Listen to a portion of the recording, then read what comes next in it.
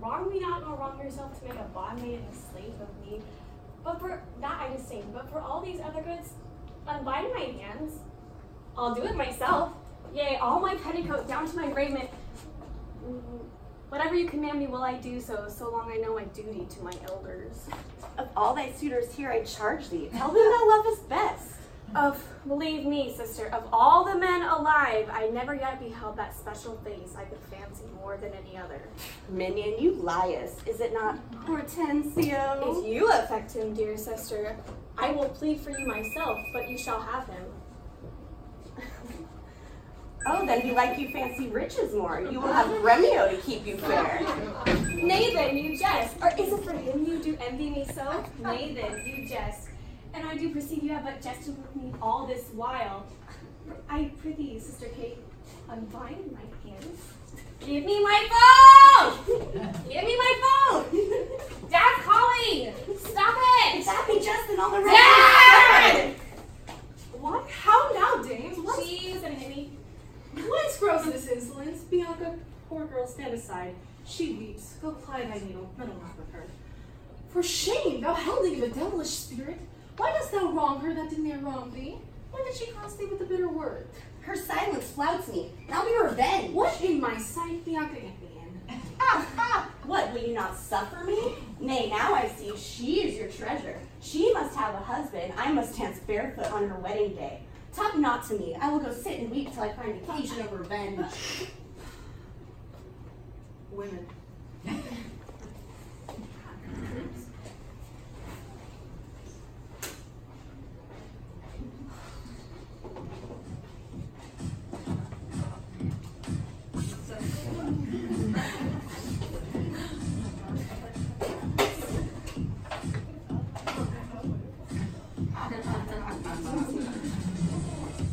Good morrow, Kate. That's your name, I hear.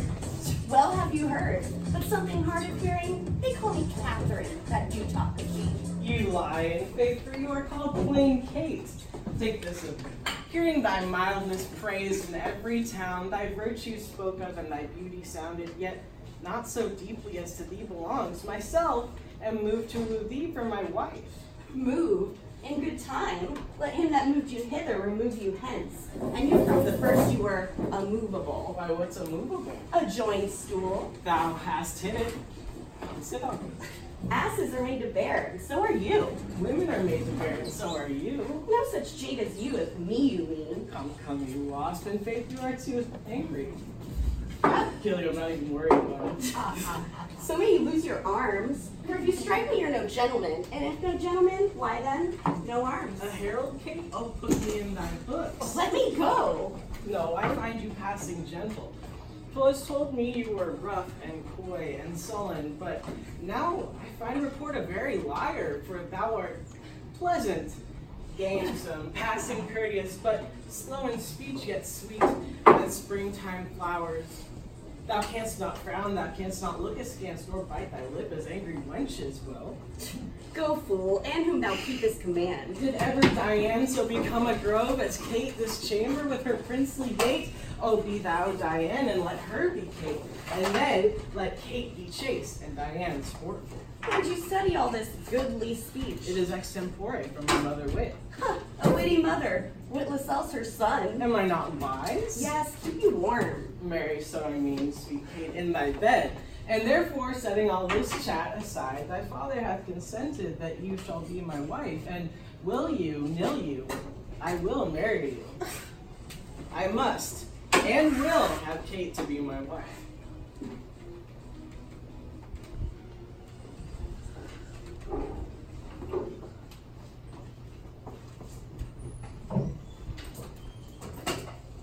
Wrong, the more his spite appears. What, did he marry me to famish me? I am starved for meat, giddy for lack of sleep, with oath kept waking and with brawling fed. And that which spites me more than all these wants, he does it under name of perfect love, as who should say if I should sleep or eat, 'twere deadly sickness or else present death. I prithee, go and get me some repast. I care not what, so it be wholesome food. What say you to a neat's foot? 'Tis passing good. I prithee, let me have it. I fear it is too collared meat.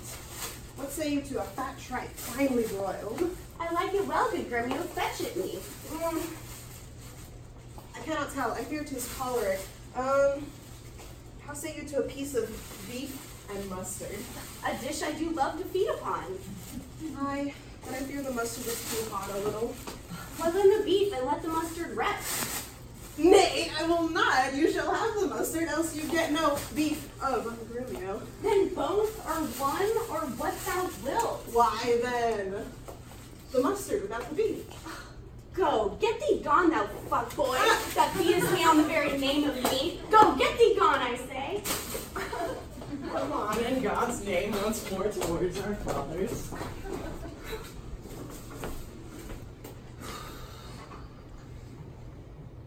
Good Lord, how bright and goodly shines the moon. She's laughing now. The moon? The sun. It is not moonlight now. I say it is the blessed moon. I know it is the sun that shines so bright. Nay, and by my mother's son, and that's myself, it shall be moon or star or what I list. Say as he says, and we shall never go. Forward, I pray, since we have come so far, and be it moon or sun or what you please. And if it please you call it a rush candle, henceforth I vow, so it shall be for me. I say it is the moon. I know it is the moon. Nay, then you lie, for it is the blessed sun. Then God be blessed, it is the blessed sun. But sun it is not when you say it is not, and the moon changes ever as your mind. What you will have it named, even that it is, and so it shall be for Catherine. Churchill, go thy ways, there is one. But soft. Company is coming here. Good morrow, gentle mistress, where away? Sweet Kate, tell me, hast thou beheld a fresher gentlewoman? Did ever heaven's stars so spangle heaven with such beauty? Sweet Kate, embrace her. Young, budding virgin, fair and fresh and sweet, whither away, or where is thy abode? Happy the parents of so fair a child, happier the man whom favorable stars allot thee for his lovely bedfellow.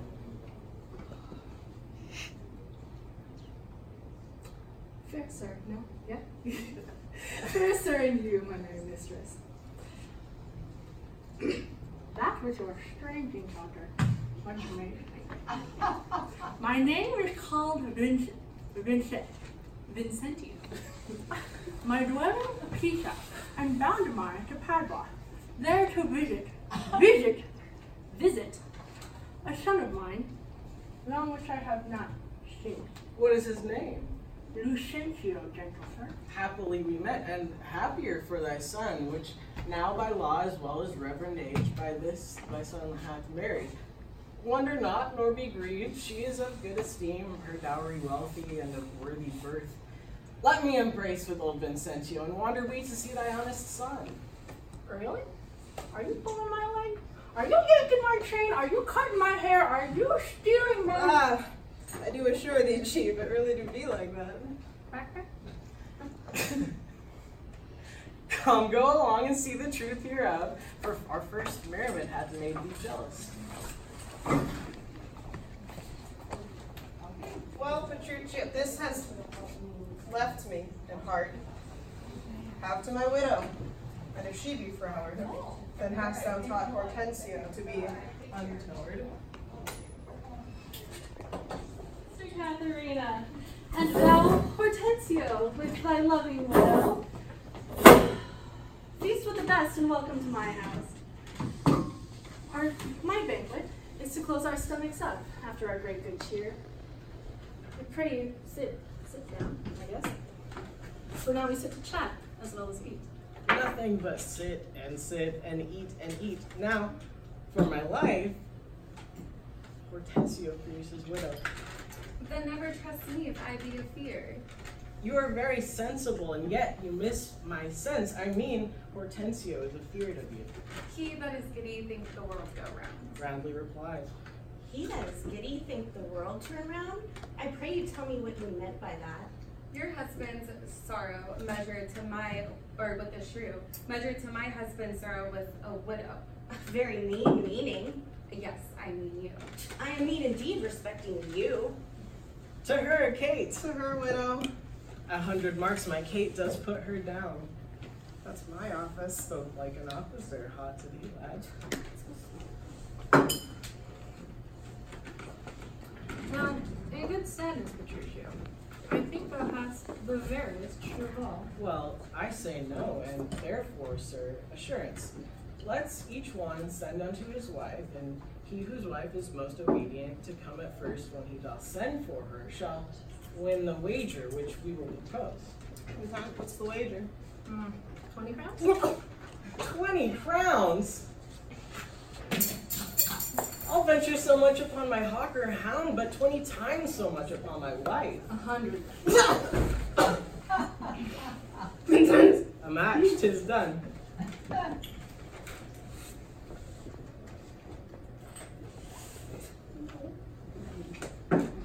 What is your will, sir, that you send for me? Where is your sister and Hortensio's wife? They sit conferring by the parlor fire. Go, fetch them hither. If they deny to come, swinge me them sound and forth unto their husbands. Away, I say, and fetch them hither straight. Here's a wonder if you talk of a wonder. So it is. I wonder what it bodes. Married peace it bodes, and love and quiet life, and awful rule and right supremacy, and to be short, what not that's sweet and happy. Fair but folly, good Patricio. The wager thou hast won. Nay, I will win my wager better yet, and show more signs of her obedience. See where she comes, and brings your forward wives as prisoners to her womanly persuasion. Don't touch me. Fie, what a foolish duty call you this. I would your duty were as foolish too. The wisdom of your duty, fair Bianca, hath cost me 500 crowns since supper time. I sigh at the day I be brought to such a silly pass. Catherine, I charge thee, tell these headstrong women what duties they do owe their lords and husbands. 5-5. Unknit that threatening, unkind brow, and dart out scornful glances from those eyes. Thy husband is thy lord, thy life, thy keeper, thy head, thy sovereign, one that cares for thee, and craves no other tribute at thy hands but love, fair looks, and true obedience. Too little payment for so great a debt. I am ashamed that women are so simple to offer war where we should kneel for peace, or seek for rule, supremacy, and sway when we are bound to serve, love, and obey. Come, you forward and unable worms. My mind hath been as big as one of yours, but now I see our lances are but straws, our strength as weak, our weakness past compare, that seeming to be most, which we indeed least are. Now veil your stomachs, for it is no boot, and place your hand below your husband's foot. What? In token of which duty, if he please, my hand is ready, may it do him ease. Why, there's a wench. Come on and kiss me. Get a room. Come, Kate, we'll to bed. We three are married, but you two are sped. 'Twas I won the wager, though you hit the white, and being a winner, God give thee good night. Now go thy ways. Thou hast tamed a cursed shrew. Shit.